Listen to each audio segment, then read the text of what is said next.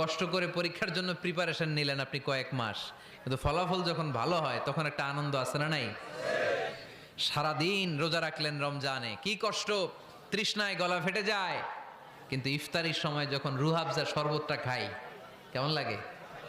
একটা আনন্দ আছে না নাই? এজন্য আল্লাহ বললেন فإن مع العسر يسرا إن مع العسر يسرا।